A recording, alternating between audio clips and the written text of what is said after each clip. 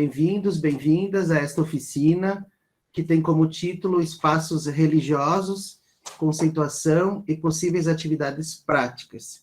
Eu sou o professor Gilberto Liari e vou conduzir essa oficina.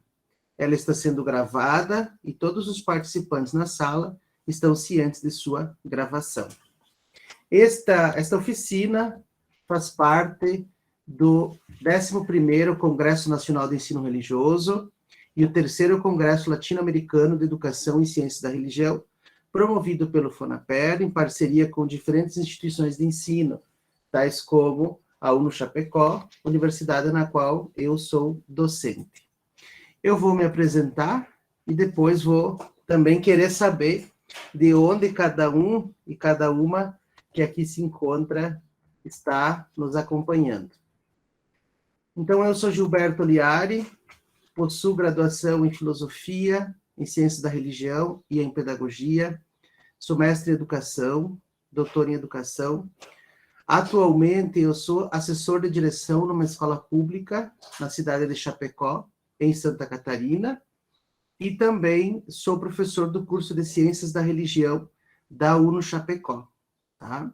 Eu gosto muito da frase da Hannah Arendt, que diz que a educação é o ponto em que decidimos se amamos o mundo bastante para assumirmos a responsabilidade por ele. Professor Luzival, representando o FONAPER, está conosco. Gostaria de dar as boas-vindas.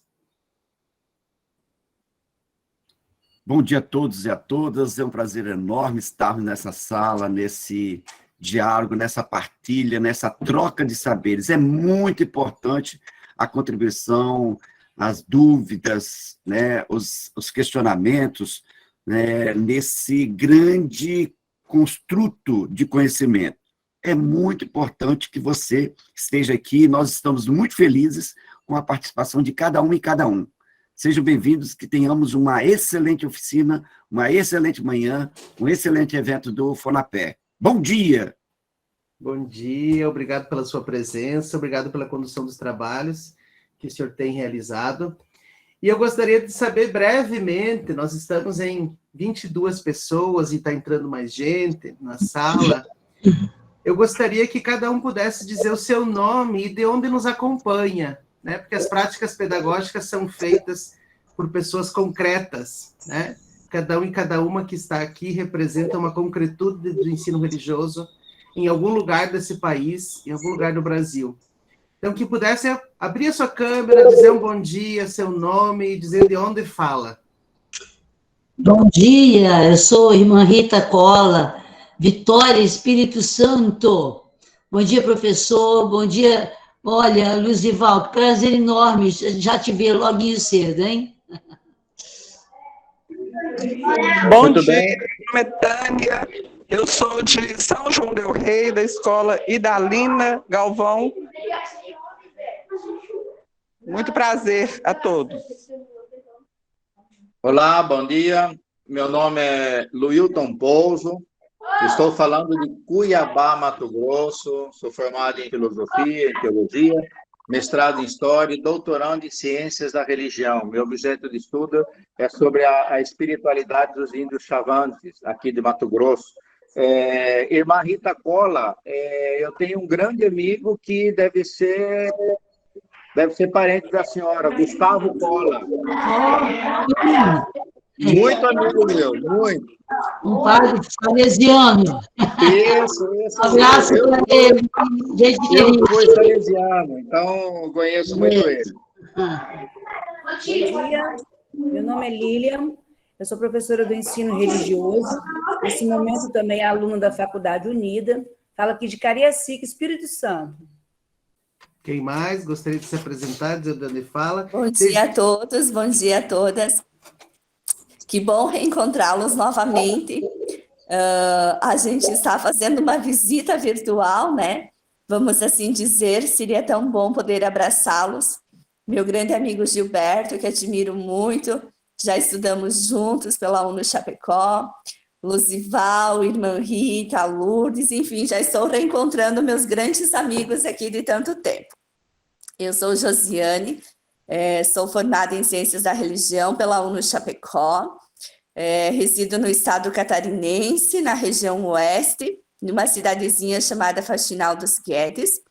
Esse ano é o primeiro em que eu estou atuando como assessora de direção, mas eu sou professora da rede e sempre venho atuando com o ensino religioso, que é a minha grande paixão. Então, eu desejo que seja um lindo momento para nós, me sinto muito feliz e agradecida. Só faltou o nosso grande abraço, né? Mas com certeza teremos essa oportunidade em outros momentos. Parabéns ao professor doutor Gilberto, que está fazendo essa fala conosco, se dispondo a partilhar os seus saberes, que são muitos, e a cada um que está presente.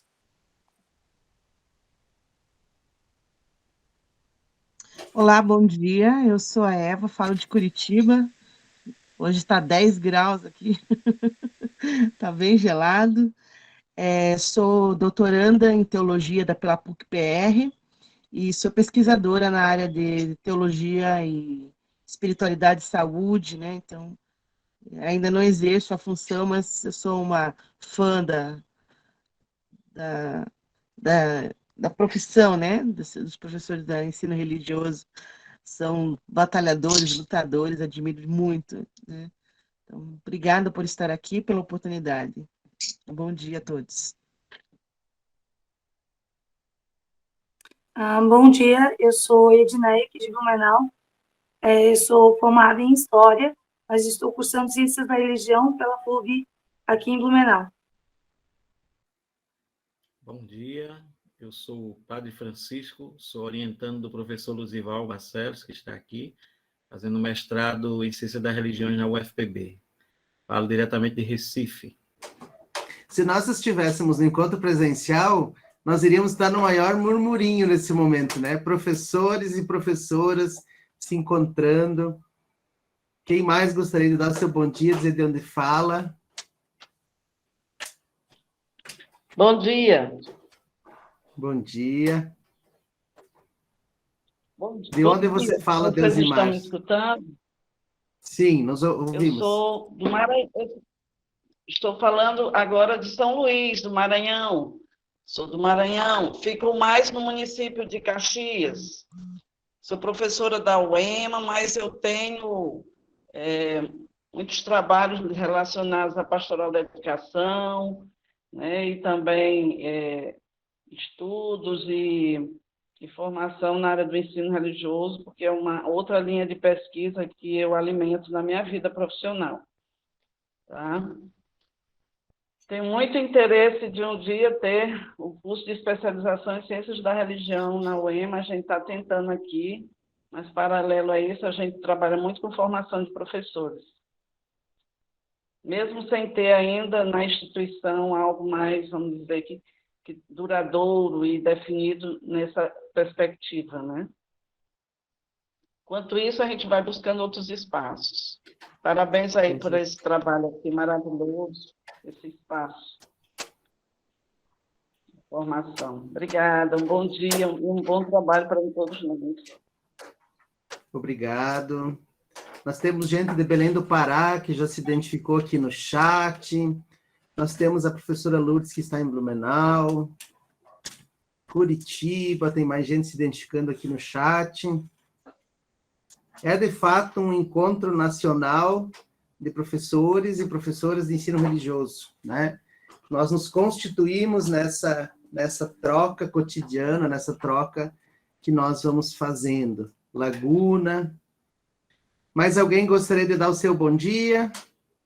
Aqui em Santa Catarina também está frio, tá? Um colega de Curitiba.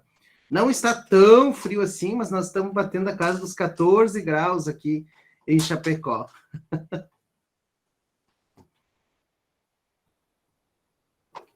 Colégio Adventista em São Paulo. Olha só. Muito bem. Eu preparei um conjunto de slides para a gente trabalhar nessa manhã, e eu vou começar a transmissão para vocês, para a gente ir situando um pouquinho o tema da nossa oficina, né? Então, ela se chama Espaços Sagrados, algumas conceituações teóricas e possibilidades metodológicas. eu não sou professor especialista em espaços sagrados, né? Sou um professor de ensino religioso, e na UNO Chapecó eu tenho trabalhado principalmente com os componentes de estágio, prática docente, prática de ensino, né? Então, por isso a gente vem colhendo experiências pedagógicas aí para compartilhar, para pensar, né? Também sou professor de ensino religioso na educação básica, na educação pública. Então, o que nós vamos trabalhar nessa oficina? E eu quero trabalhar isso de modo muito coletivo, com cada um e cada uma, né? Que cada um possa trazer também as suas compreensões, as suas explicitações, né? Então, nós vamos trabalhar uma breve conceituação do que são espaços sagrados, as relações desse tema e o ensino religioso. Por último, não menos importante, vou mostrar para vocês algumas possibilidades pedagógicas e metodológicas de trabalhar com os espaços religiosos nas aulas de ensino religioso. Aproveito para lembrar que a coordenação nos indicou que depois de um tempo da oficina, a gente coloque aqui no chat também a lista de presença, tá? Então, eu já tenho o link e depois, decorrido um tempo da nossa oficina, eu vou postar aqui, então, a nossa lista de presença, ok? Se alguém quiser comentar, ampliar as compreensões que eu vou trazendo aqui, pode erguer a mão aqui no próprio, né, que é uma ferramenta do Meet, e aí eu vou passando a palavra também para vocês, né? Oficina, o próprio nome já diz, né? Todo mundo vai colocando a mão na massa para trabalhar, para desenvolver, para pensar juntos, né? Então, eu pretendo trazer muito mais do que grandes teorias para vocês sobre espaços sagrados, mas trazer alguns conceitos, né, que a gente possa ir pensando e partilhando a partir das nossas experiências, tá? Então, partindo desse tema geral, né, é preciso reconhecer que os rituais religiosos, eles acontecem em um determinado espaço, né? Esse espaço vai sendo denominado ao longo do tempo pelas pessoas, pelos grupos étnicos, pelas culturas, né? Vai sendo denominado de sagrado. É onde acontece a hierofania, né? Como nós veremos mais adiante. É um espaço que vai se tornando sagrado. Muito embora, e a gente vai falar disso aqui ao longo da nossa pesquisa, muito embora quase todos esses espaços eles sejam de construção humana, né? Para os seguidores de uma tradição religiosa, o espaço sagrado tem essa conotação, essa denotação com o mito de origem, né? com a divindade que por ali passou ou que por ali se manifestou, né? O espaço sagrado, o espaço religioso, ele vai sendo interpretado ao longo do tempo como a reprodução do espaço onde habitam as divindades, né? Se a gente analisar as culturas, por exemplo, vamos pensar por que as pessoas vão no Ganges, ou por que as pessoas vão na natureza, por que as pessoas vão ao Santuário em Aparecida, por que elas vão, enfim, né, em diferentes outros lugares. Porque esses lugares têm essa conotação, né, como uma reprodução do espaço onde habitam as divindades. E aí são as experiências, né, de acordo aí com as leituras, que vão, a experiência que as pessoas ou os grupos fazem é que vão demarcando determinado espaço como sagrado, né, ao longo do tempo. E é por isso que a gente tem uma diversidade muito grande de tipos de espaços sagrados, né? Pode ser uma pedra, pode ser uma igreja, uma fonte, pode ser um altarzinho no quarto da pessoa, enfim, né? A denominação de um espaço como sagrado, ele depende muito da interpretação da qual as pessoas vão realizando, da qual as pessoas vão fazendo, tá? Então, isso é importante associar, né? A experiência do grupo, ou a experiência das pessoas, é que vai demarcando, né? Essa interpretação que as pessoas vão fazendo, é que vão demarcando esses espaços. E, obviamente, que eles não são tidos assim como, bom, agora esse meu escritório vai se transformar num espaço sagrado e a partir de agora eu vou reverenciá-lo. geralmente eles passam, né? Esses espaços, eles vão passando por uma experiência temporal, né? Que vai dando condição de estabelecer esse atributo de sagrado, de religioso, né? Como boa parte dos rituais religiosos, eles são realizados em coletivo, né? Eles vão adquirindo esse caráter simbólico também, tá? Então, a gente vai ter grupos que vão se reunir em montanhas, no mar, nos rios, nas florestas, em templos, santuários, caminhos, né? Entre outros, e eles vão se distinguindo dos demais por seu caráter simbólico. E se cada um de nós, 28 que estamos aqui, fôssemos comentar, né, quais são os símbolos que compõem os espaços, ou os espaços sagrados que estão ao nosso redor, vão identificar diferentes simbologias presentes nesses espaços, tá? Então, o que vai constituindo o espaço são as experiências religiosas que ali acontecem e o caráter simbólico que eles vão adquirindo ao longo do tempo, tá? Por exemplo, o que é que significa, e aí só a relação, né? A relação símbolo-espaço, né?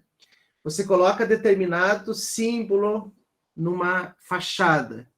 O que aquilo quer dizer? Que aquele lugar segue aquelas características, né? Por isso vai tendo esse caráter simbólico, né, na denominação de sagrado. A gente sabe que existem espaços tradicionais, fortemente demarcados por uma simbologia tradicional, e experiências e movimentos religiosos mais contemporâneos, eles não têm tanto essa marca, né? Eu estive fazendo uma pesquisa, por exemplo, em Chapecó, que é onde eu moro, né?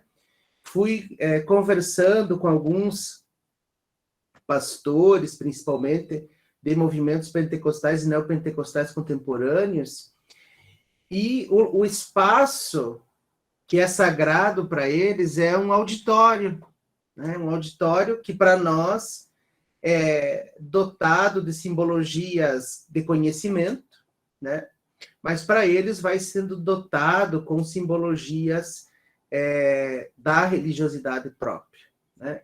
Então, esses símbolos que vão se constituindo e que vão demarcando os espaços, eles também fazem parte dessa demarcação, diríamos assim.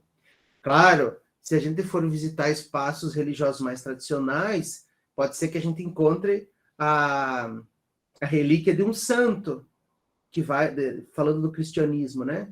Que vai fazer toda uma relação como local de habitação daquela pessoa, daquele ser que passou por ali em determinado tempo histórico, né? Eu lembro muito, a gente fez uma excursão, alguns professores aqui de Santa Catarina, aqui do Oeste, a gente foi fazer o Triângulo Mineiro, né? Ouro Preto, Tiradentes, e eu lembro muito, assim, de ter passado por numa das igrejas, né? E o padre que estava lá, ele nos disse, olha, aqui a gente tem a relíquia deste santo, a relíquia deste santo. Então, vai sendo demarcado, né, o espaço a partir desses símbolos. E eles vão ganhando, diria assim, uma gravidade a partir da apropriação simbólico-cultural que o grupo vai desenvolvendo, né? Então, o grupo de cristãos, o grupo de evangélicos, o grupo de budistas, o grupo de hinduístas, que ali praticam o seu rito, vão se apropriando desse movimento, né, simbólico-cultural, e vão criando a sua história a partir daquele espaço. Por isso também a gente vai acompanhar na Europa a transformação de algumas igrejas cristãs, de algumas igrejas católicas, hoje transformadas em teatro, em bares, em outros tipos de espaço. Porque as pessoas que foram constituindo aquele espaço ao longo da história, hoje já não existem mais, já morreram, né? E os jovens que vieram depois talvez não não se apropriaram desse simbolismo religioso-cultural daquele espaço. E por isso transformaram, né? E nós não estamos aqui para julgar se essa transformação é positiva ou negativa, mas sim para entender essa transformação que vai acontecendo também nos espaços, né? Assim como a gente tem espaços sagrados que vão sendo construídos nesse nosso tempo, né? Que não fazem sentido para quem tem uma idade mais elevada, mas que fazem sentido para aquelas pessoas que estão aqui, né?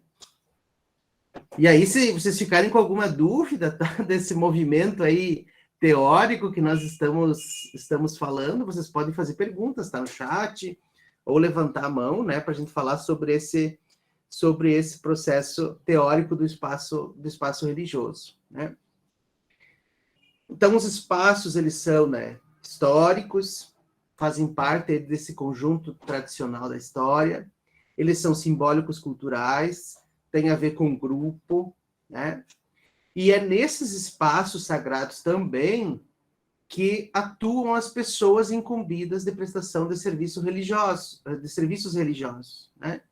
Geralmente, em um desses espaços sagrados, você poderá encontrar um líder religioso.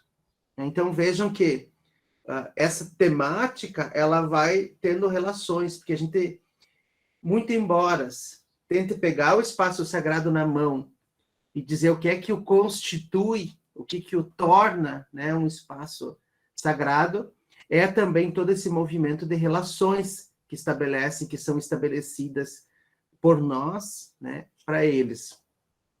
Então, nesses espaços sagrados, a gente vai encontrar os líderes religiosos, né, que possuem diferentes funções, né? Se a gente pensar qual a função de um líder religioso no catolicismo, se a gente pensar qual é a função de um líder religioso lá no espaço de um monge budista, enfim, né? A gente vai ter diferentes funções. E também é importante que se diga que todas as pessoas que estão ali no espaço sagrado, elas são líderes religiosas, né? Porque a gente vai ter um espaço sagrado, se a gente vai visitar algum espaço sagrado, por exemplo, fora dos nossos domínios, a gente vai encontrar funcionários que às vezes estão ali só para prestar um serviço e não para prestar um trabalho religioso, né? Se a gente faz uma excursão, né, como essa que eu nomeei para vocês anteriormente, a gente vai encontrar pessoas que são apenas guias ou especialistas naquele espaço. Então, não vão estar ali necessariamente prestando um serviço religioso, né? Elas vão estar ali prestando um serviço que tem relação com o espaço sagrado. Mas, geralmente, quando há a presença de líderes religiosos nesses espaços, eles estão ali para fazer o quê? Né? Para fazer, principalmente, a difusão das crenças e doutrinas, a organização dos ritos que vão acontecer ali, a interpretação de textos e narrativas sagradas, né? A transmissão de práticas, a transmissão de princípios e de valores. Então, quando nós temos nesse domínio, né, nesse espaço dito sagrado, a gente tem essa diversidade essa diversidade de ritos que vão acontecendo. Muito embora, se a gente fazer uma leitura mais contemporânea, por exemplo, nesses 2 anos que a gente viveu de pandemia, da Covid-19, a gente vai ver também a transformação desses espaços para acolhida, né, para assistência social, né? Se a gente for olhar quantas igrejas abriram as portas para servir comida para quem precisava durante a pandemia de Covid-19.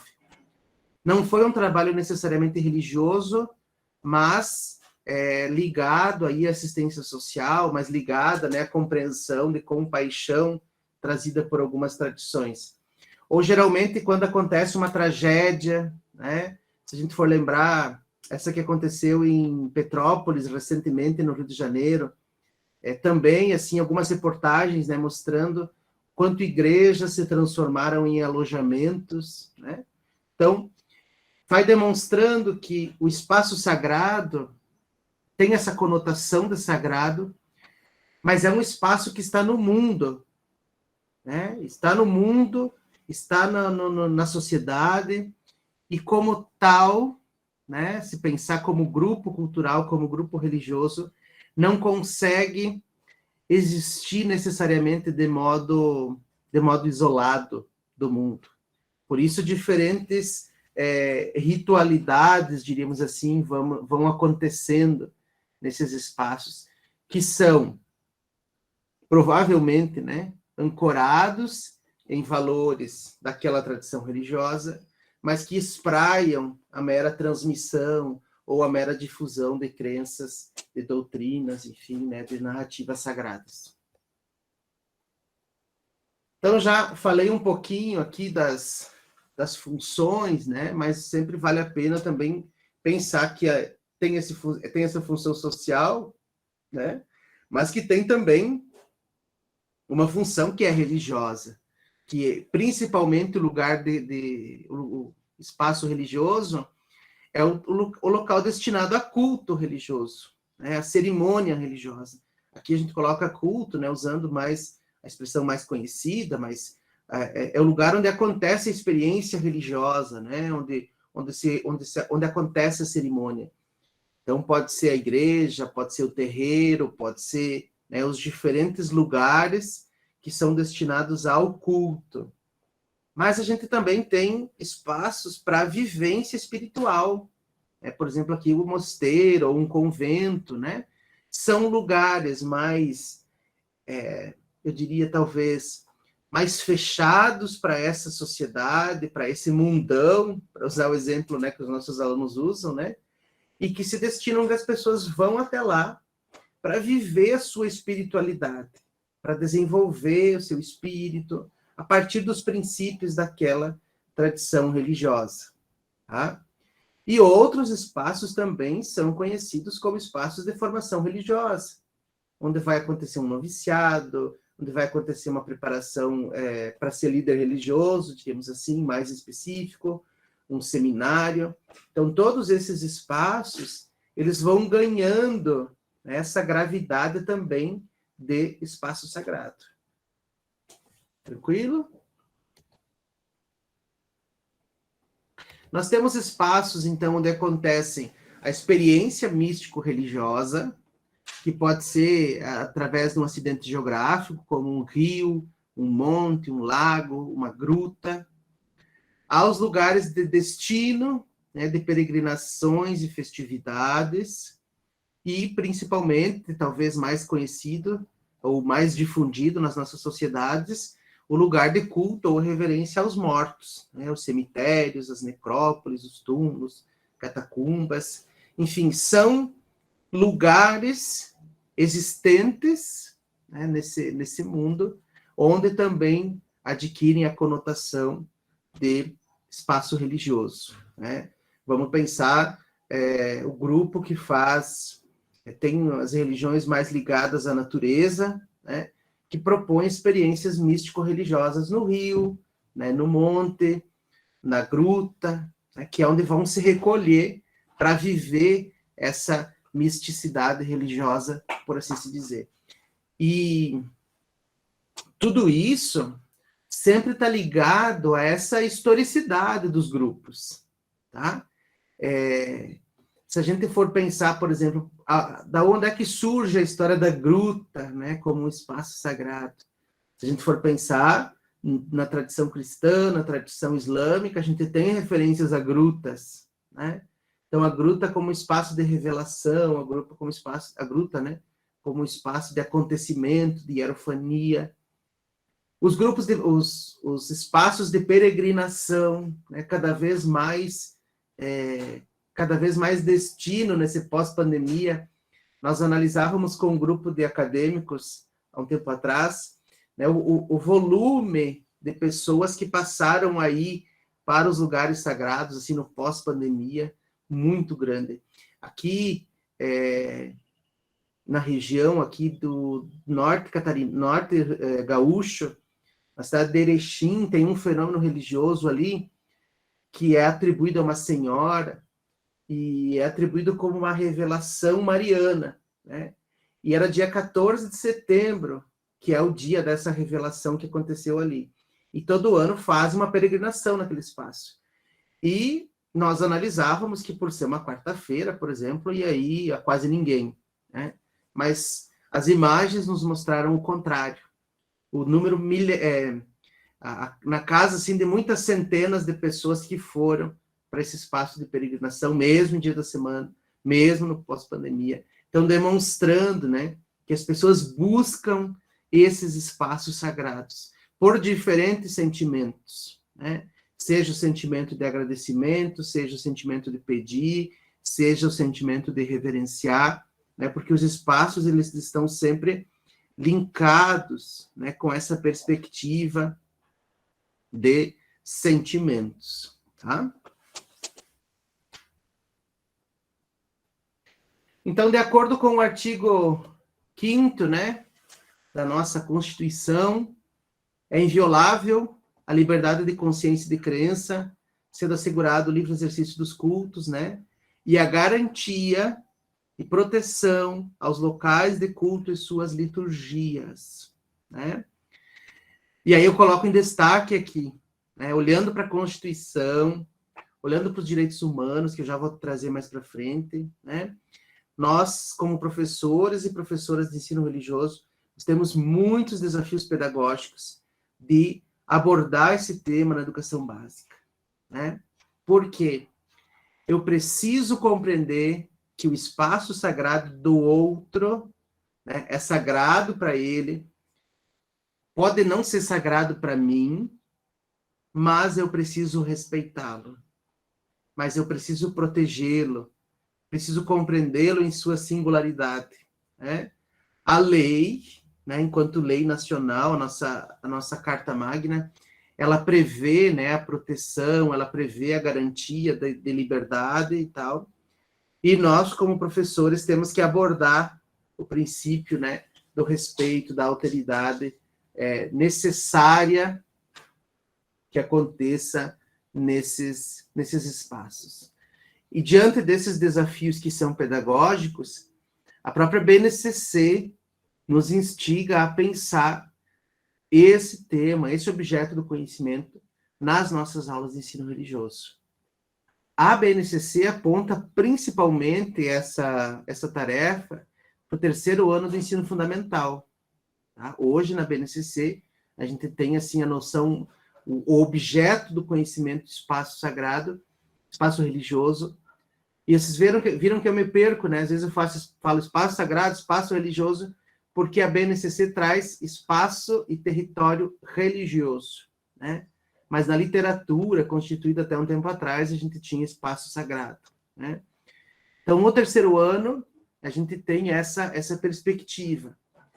Era um conteúdo que ensino religioso a gente desenvolvia muito mais no 7º ano. Os professores, principalmente o grupo nosso aqui de Santa Catarina, vai lembrar, né?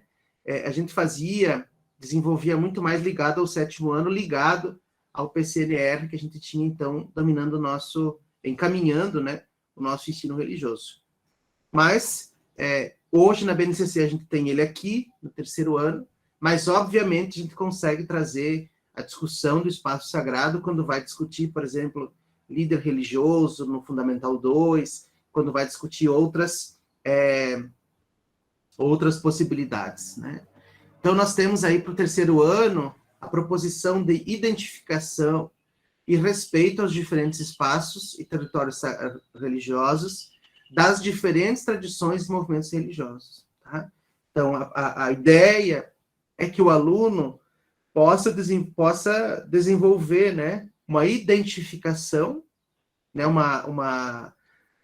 como eu diria assim, uma separação desses espaços sagrados, identificar o que é uma igreja, o que é uma gruta, por que ela é sagrada, identificar o que é um templo, identificar o que é um terreiro, né? E além dessa identificação, que ele possa respeitar também esses espaços, né? Que ele possa olhar para o espaço sagrado do outro não como um espaço de possível culto para si, mas como um espaço onde acontece a cerimônia do outro e que precisa ser respeitada, né? E aí é que entra essa segunda habilidade aqui proposta, né? Caracterizar os espaços e territórios religiosos como locais de realização das práticas celebrativas. Enfim, é identificar que, se eu tenho um espaço para práticas celebrativas, o outro também possui, né? E aí, é claro, a gente vai ver, nesse nosso mundo contemporâneo, não só nos últimos anos, né? O grande número de adolescentes, de jovens e de adultos que vão se identificar como sem religião, né? Mas nem por isso vão desconsiderar o espaço sagrado do outro, porque vai ter alguma conotação em algum espaço onde ele está, que ele se sinta bem também, né? Então, pensar sempre, né, de modo pedagógico, essa relação entre quem segue uma tradição religiosa e quem não segue. E aí, vamos falar a verdade, né? Falar a verdade não, mas assim, vamos reconhecer que nós temos muitas pessoas sem religião que vão para a Europa e vão conhecer o Castelo Santo Ângelo, a Basílica de São Pedro, ou fazem uma excursão e vão conhecer aqui no Brasil a Basílica da Aparecida, né? Porque tem essa conotação de respeito a esses espaços, né? E é isso que a gente precisa abordar, que as culturas têm os seus espaços construídos historicamente, recheados de símbolo.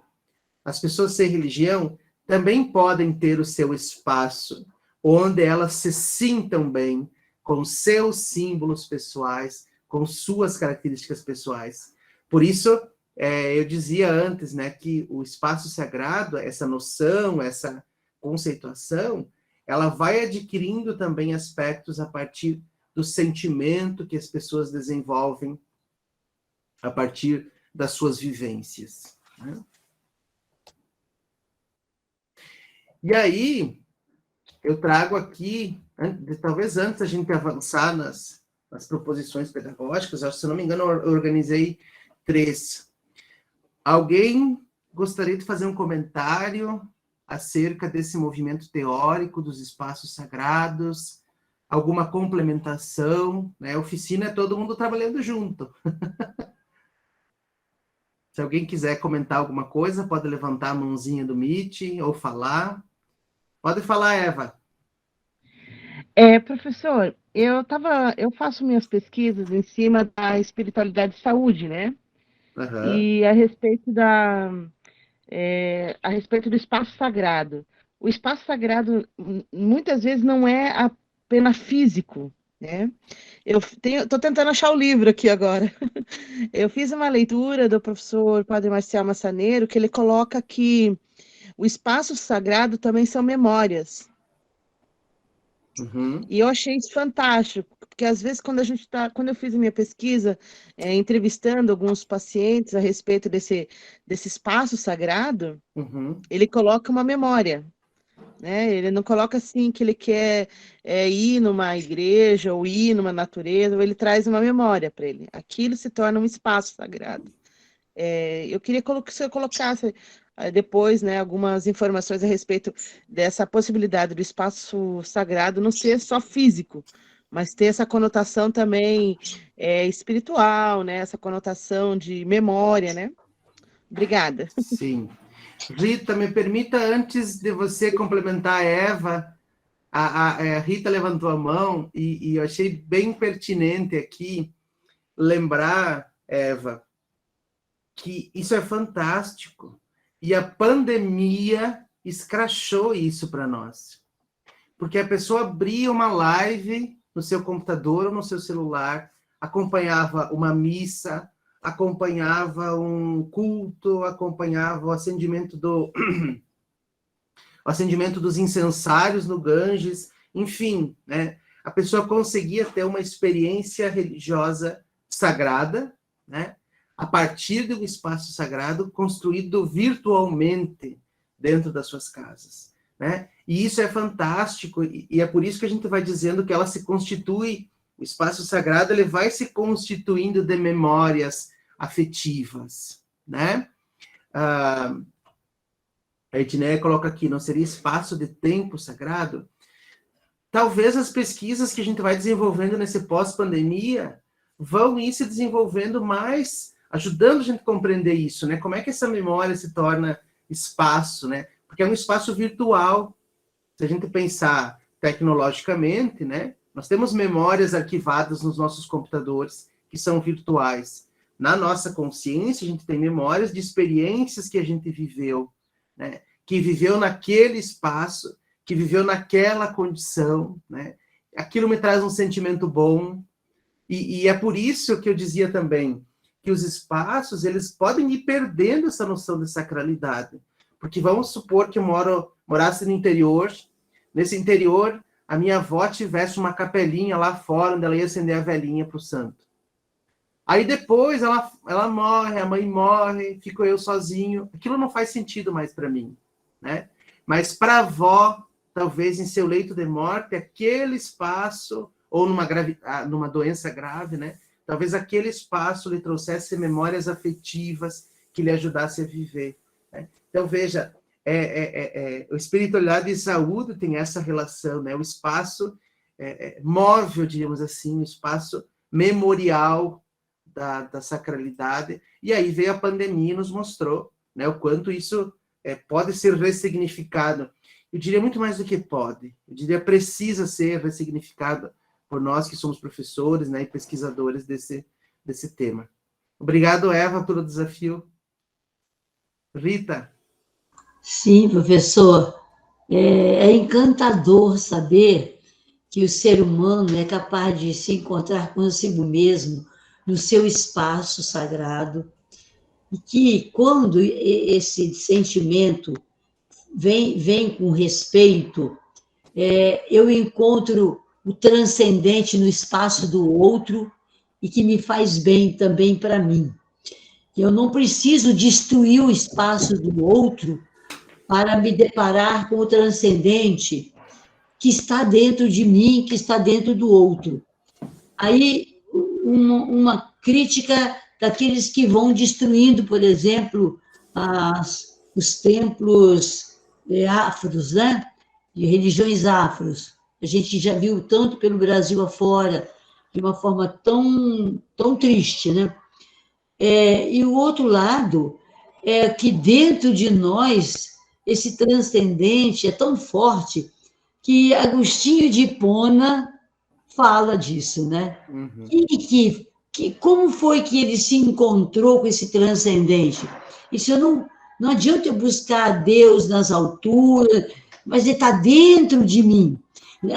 Essas duas coisas têm que caminhar conosco, porque eu tenho que respeitar o símbolo que está lá fora, construído pela minha avó, pelo meu tio, pelo meu amigo, que me deu tanta força em determinada situação, e que está lá.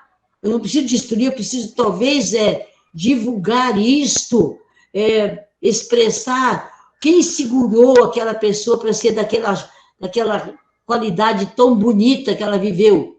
Talvez aquele templozinho, aquele altarzinho. Eu estou aqui numa sala e que eu faço um templo aqui. A minha escola tem uma capelinha pequenininha. Vai lá quem quer. É uma escola católica, tá? Por quê? Eu não tenho espaço grande aqui para juntar muita gente. Eu faço no auditório, o ambiente favorece daquilo que eu vou preparar, se é uma celebração pascal, se é uma celebração, o que for. A quadra é outro lugar. No dia 28, nós celebramos de Santo Agostinho, na quadra da escola. Preparamos para ela que fosse um espaço sagrado. Tornou ela um espaço sagrado. Tornamos ela um espaço sagrado. E aqui na minha sala tenho fotos de exemplo de vida que eu jamais vou esquecer na minha vida. Um tesouro de pároco numa paróquia que eu trabalhei, que marca, ano após ano, quem é o dedicado pastor, como é esse dedicado pastor, que me atingiu de uma forma tão profunda. Então, esse transcendente dentro da gente, ele vai sendo carregado conosco e vai nos ajudar a respeitar o outro, que também tem uma forma diferente de se revelar, vamos dizer assim, na sua forma de se relacionar com o transcendente. Obrigada, professor. Obrigado, Rita, pela contribuição. É importante, eu vou fazer um comentário, a Rejane coloca aqui no chat, né? Quais as dificuldades da sociedade em reconhecer o terreiro como um espaço sagrado, né? E acho que a Eva, ao responder ali no chat, também traduz um pouco isso, né?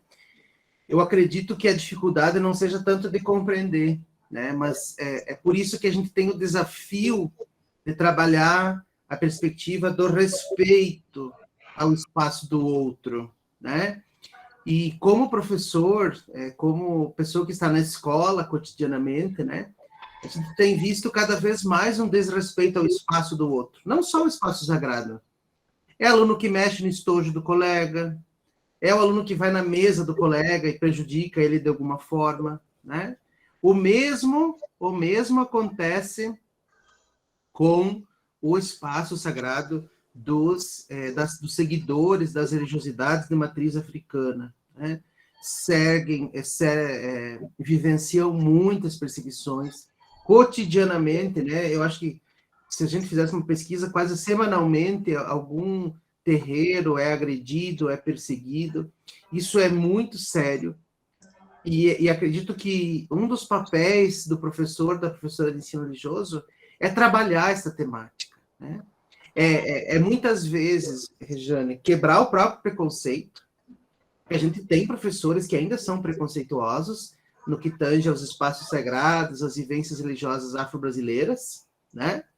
E trabalhar isso de uma perspectiva respeitosa. Nós estamos ancorados na lei, né? Mostrei para vocês o artigo 200 aí da Constituição. Temos os direitos humanos, né? Cabe a nós, professores e professoras, romper com esse preconceito e também trabalhar o respeito. E eu vou deixar a Rejane, né, falar, então. Só um pouquinho, Gilberto. Eu penso assim que quando eu não consigo respeitar o espaço sagrado do outro, porque é diferente do meu, eu não respeito a pessoa do outro, que é o espaço mais sagrado do ser humano. Sim.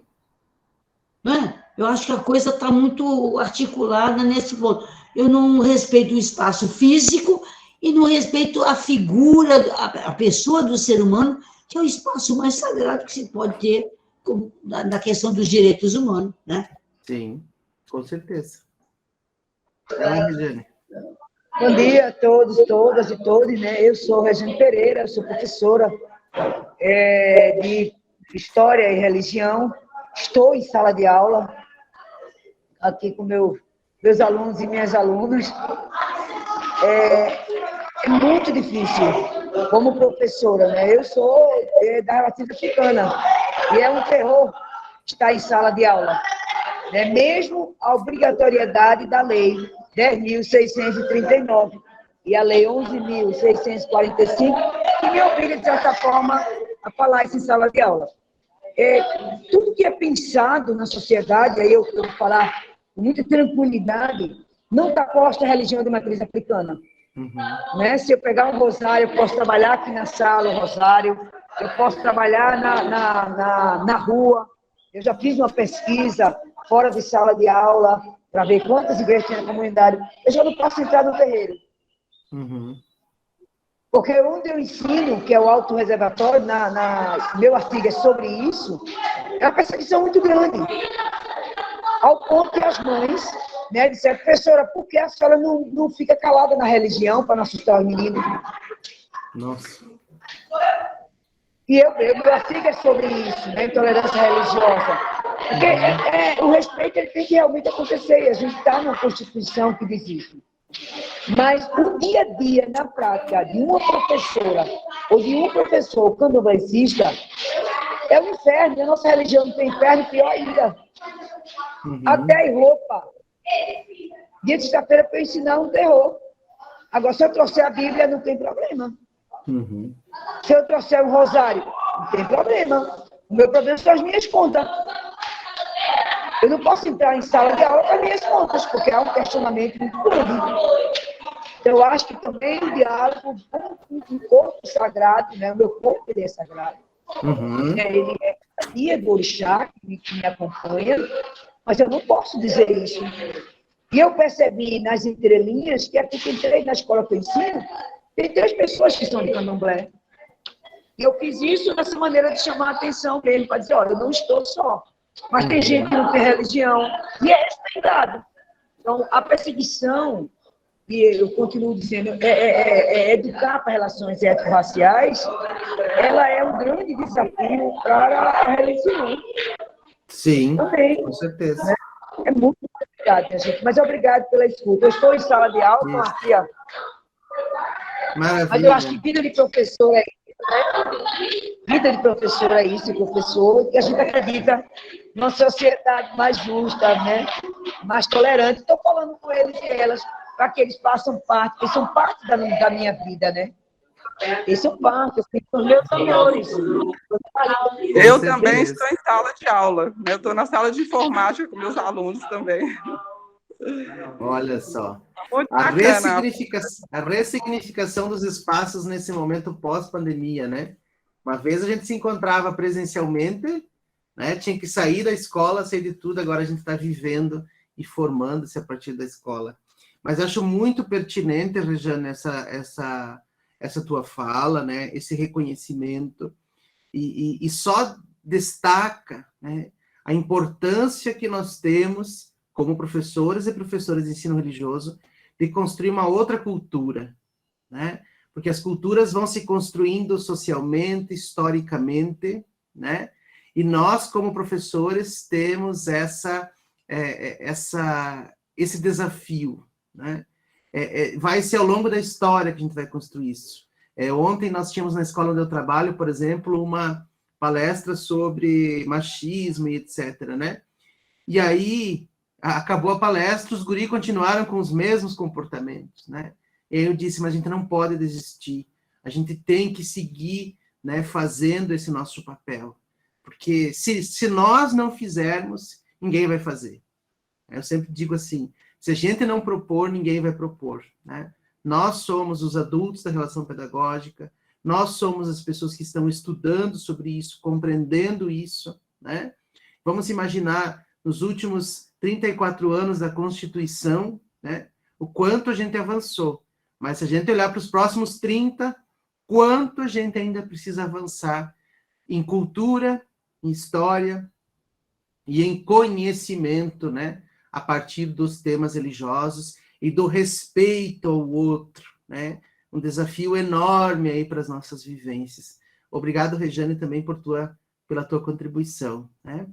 Eu vou postar aqui no chat a lista de presença, tá? Então, já decorreu aí 1 hora do nosso tempo, eu vou colocar a lista de presença, mas não é para vocês fugir, porque a partir de agora eu vou passar para vocês aí, são 3 ou 4 ideias de como trabalhar o espaço sagrado, ou como trabalhar a partir da sala de aula.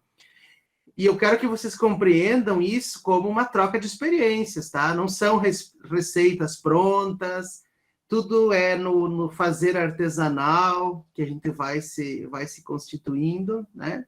E que também, na medida que vocês tenham contribuições a partir de experiências que vocês já trabalharam no ensino religioso, também possam fazê-las, tá bom? Ui, deixa eu só voltar aqui os slides. Aqui. As tecnologias ainda nos pegam. Aqui.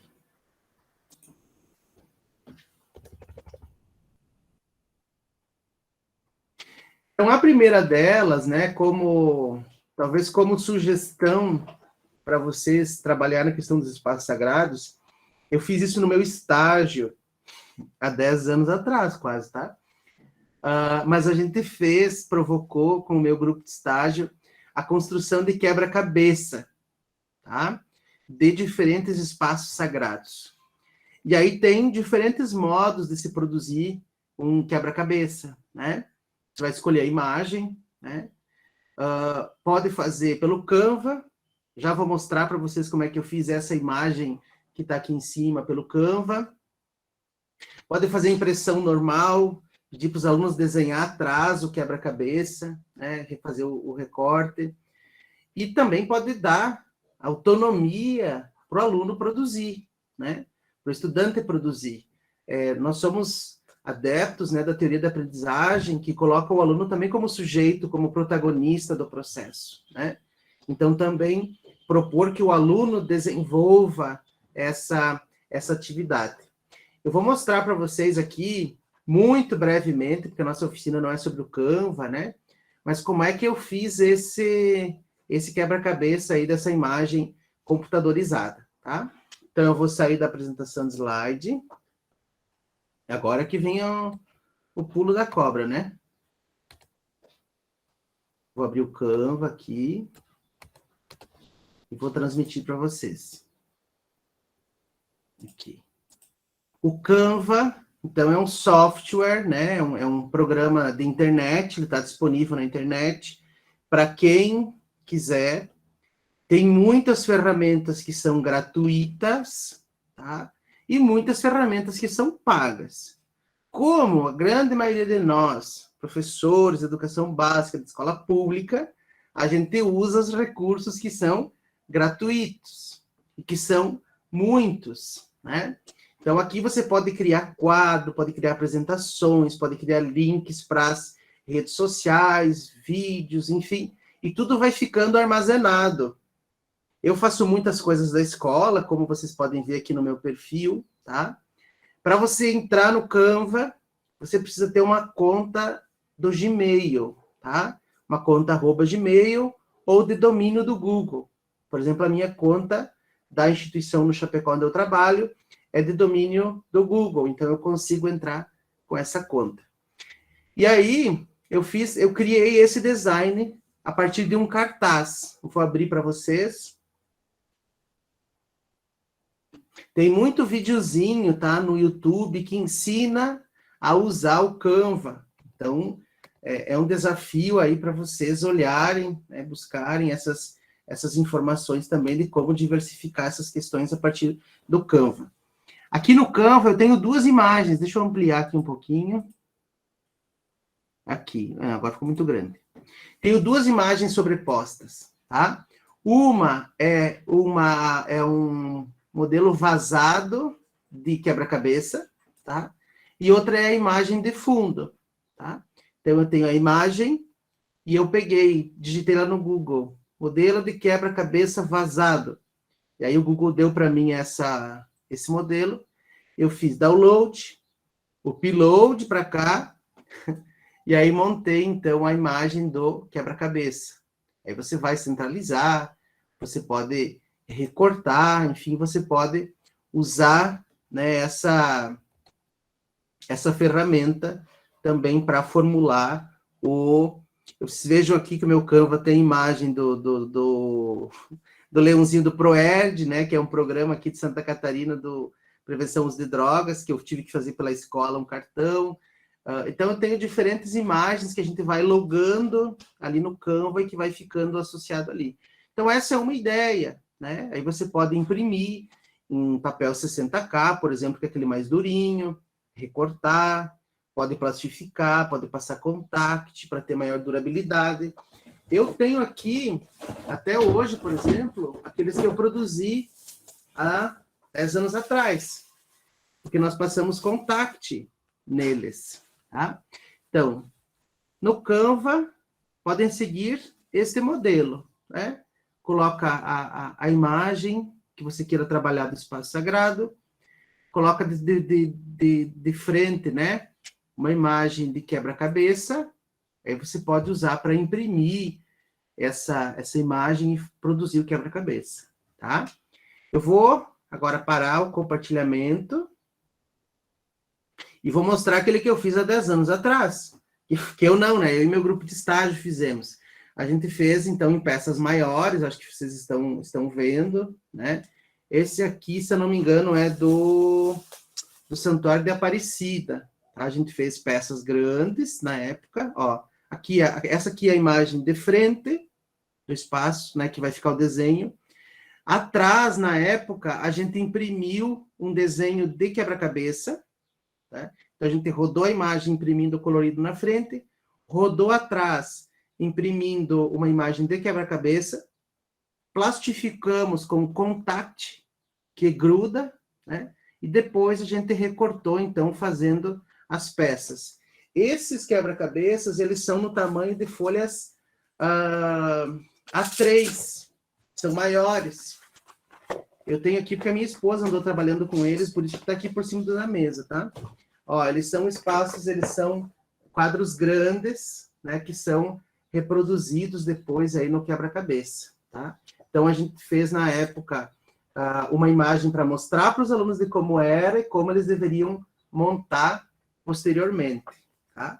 Então, quebra-cabeça, claro, a gente, na época, trabalhou com os alunos do 7º ano, esse tema, mas a BNCC propondo aí para o 3º, ou mesmo propondo para, mesmo que a gente continue trabalhando em outras séries, né? Sempre é uma atividade lúdica, digamos assim, a ser desenvolvida. E vejam que isso também denota o desenvolvimento do respeito, porque você está manuseando com peças que vão compor, ou que compõem, né, o espaço sagrado aí do outro, né? Então, o espaço sagrado através dos quebra-cabeça, tá? E aí você pode pedir para o aluno, por exemplo, desenhar o espaço sagrado, atrás fazer o desenho de quebra-cabeça, né? Pode fazer um torneio de quem montar antes, dar um ponto na média, pode fazer um rapidinho ali para quem concluir melhor, vai ganhar um prêmio, ou o próprio desenvolvimento, né, da aprendizagem psicomotor, de concentração, né, que vai acontecendo a partir da montagem de um quebra-cabeça. Tá? Gostaram? Eu vi que tem várias pessoas que já se acusaram aí no chat. Como professores, eu acho sempre importante que a gente tenha uma produção escrita, né? Nem tudo pode ser lúdico, nem tudo pode ser só brincadeira, né? A gente precisa a gente precisa do retorno, né, de uma produção escrita. Então, eu sugeri, por exemplo, a montagem de frases. Então, sei lá, você trabalhou, por exemplo, um texto, né? Seleciona lá algumas palavras, dá o tema, né, para o aluno escrever frases, ou montar um próprio texto, a partir da ideia dos espaços sagrados. A produção de acróstico, né? Esses dias faltou uma professora na escola, e aí a direção que se socorre, né? Aí peguei lá, mandei os alunos fazer um acróstico. Tinha professoras que já não conheciam mais o que era um acróstico, né? Com a palavrinha lá no centro, e a produção das frases ou de outras palavras. A produção de caça-palavra. Os alunos quase vão à loucura quando a gente manda eles fazer, né? Mas eles gostam, eles produzem, né? Eles fazem, eles se envolvem. Às vezes a gente faz em dupla, né? Esse trabalho de produção da escrita. Vocês sabem que a escrita é importante porque ela vai desenvolvendo também outros fatores cognitivos, né? Então, é preciso também trabalhar, tá? A produção de frases, de acróstico, e jogral, poesia, né? Enfim, eu acho que é bem importante que vai desenvolvendo essa busca. Para fazer caça-palavra, se vocês quiserem levar pronto, por exemplo, para o aluno, tem programas na internet que confeccionam caça-palavras, tá? Digita lá no Google, meu Deus, montar caça-palavras, né? Vai aparecer lá os programinhas, que não precisa nem baixar nada no computador, você faz online, imprime, também é possível de fazer, né? Os alunos também vai, digamos assim, despertando a curiosidade de cada um e cada uma deles, né? Maquetes, talvez sejam assim as mais conhecidas por vocês, né, como modo de trabalhar os espaços sagrados. Aqui nós temos o Templo de Salomão, um templo budista que foi tentado ser reproduzido nesse em vermelho acima, a Basílica da Aparecida, a Caaba e o Rio Ganges aqui no meio, tá?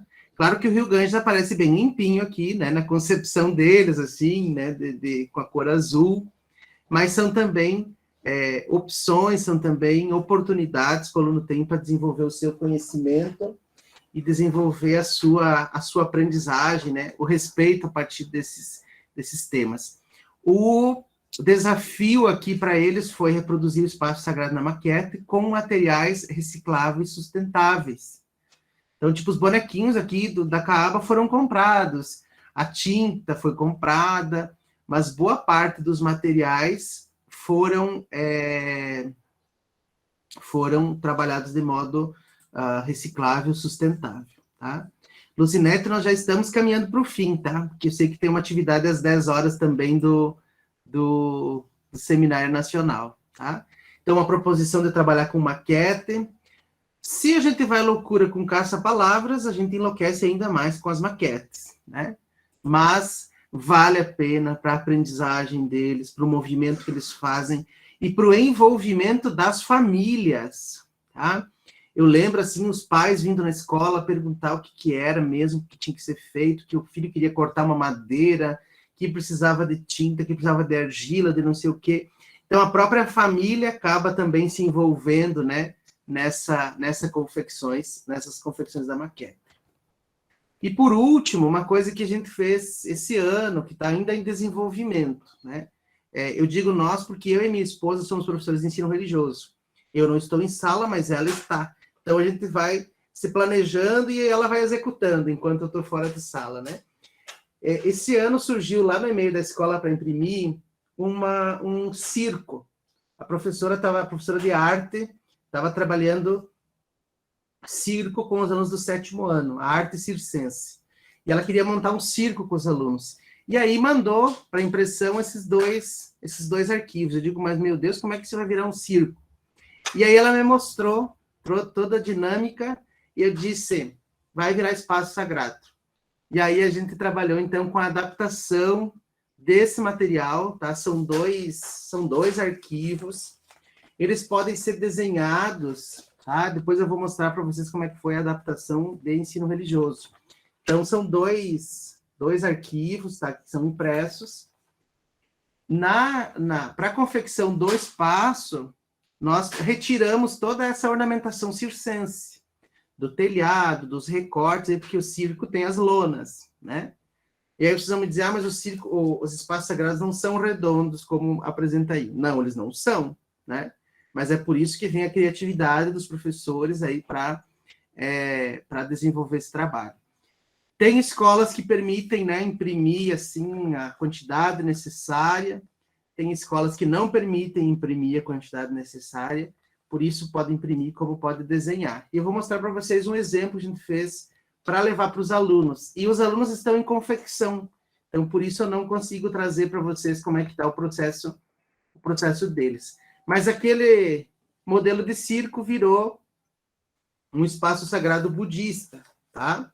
Então, essa parte de abrir ficou com uma parte de fora, né? Porque depois monta, eu já vou mostrar, eu vou encerrar aqui os slides e mostrar para vocês. Então, fica uma parte de fora e uma parte de dentro. Essa primeira imagem que vocês veem aqui eu mostrando aqui na tela, né? Essa primeira imagem que vocês veem aqui, onde está o mouse, é o templo sagrado fechado.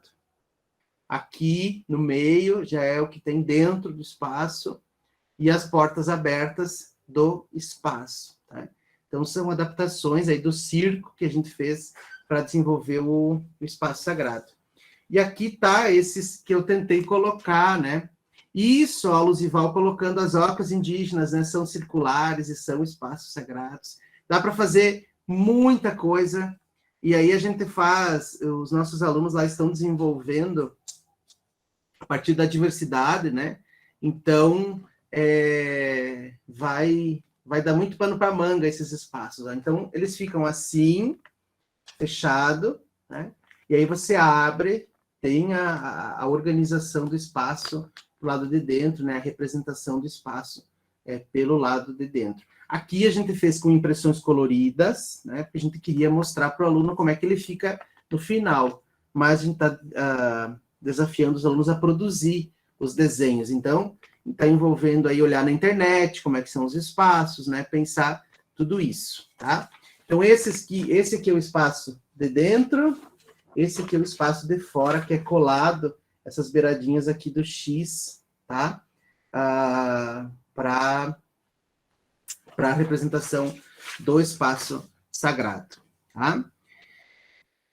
Deixa eu colocar a lista de presença, então, aqui de novo, que o povo está pedindo, só um minutinho. Pessoal, eu recebi este link para registrar a lista de presença, tá? Ali pelo grupo de oficineiros que nós temos. Então, registrem a presença neste link, tá? Eu vou postar aqui de novo o link. Meus queridos, em tese, como diriam os pesquisadores, né? Nós vamos chegando ao fim da nossa oficina. Eu só queria falar só uma coisa muito específica, que eu trabalho com alguns indígenas, em geral, você tem muita dimensão afro, e é muito presente essa questão dos espaços sagrados afros, não indígenas, que são de todos nós em geral, mas é muito importante naquilo que vocês, quando vocês estiverem em sala de aula, também colocar as questões indígenas, que é um universo maravilhoso, rico e muito instigante para os estudantes pesquisarem, adentrarem, beberem desta fonte que é dos povos originários.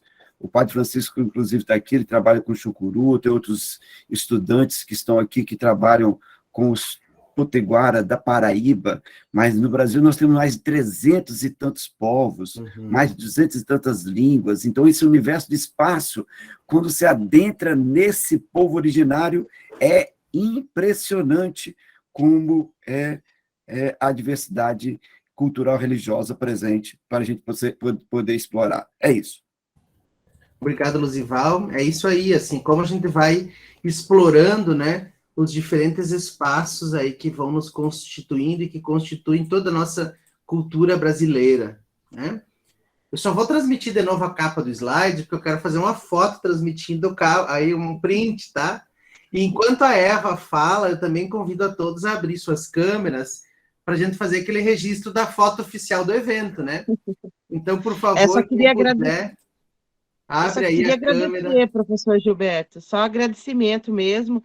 Agradecer também a Rejane, né, pela história, né, estou aqui em solidariedade, sinto-se abraçada, né, porque eu imagino, fiz pesquisa sobre isso, nós temos ainda um déficit de respeito, né, e consideração pela religião de matriz africana, e eu fico muito feliz de ver que aqui ela foi muito, né, nós somos todos iguais, estamos aqui hoje muito felizes de estarem aqui, né, muito obrigada, estamos vencendo uma pandemia por estarmos aqui, né, isso aí. Já estamos no Setembro Amarelo, a gente também tem que observar isso nesse espaço do sagrado, né, verdade, esse cuidado, né, diante das pessoas, diante dos estudantes, diante de todos nós, né?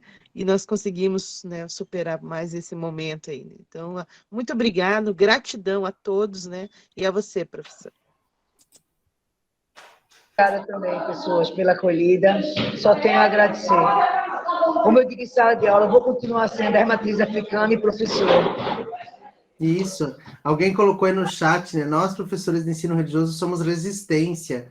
Eu acho que é nesse sentido mesmo, assim, estar lá para dizer, olha, estamos aqui, vamos continuar aqui, estamos estudando, estamos desenvolvendo conhecimentos para estar aqui, acho que isso é muito, muito bom. Mais alguém gostaria de comentar?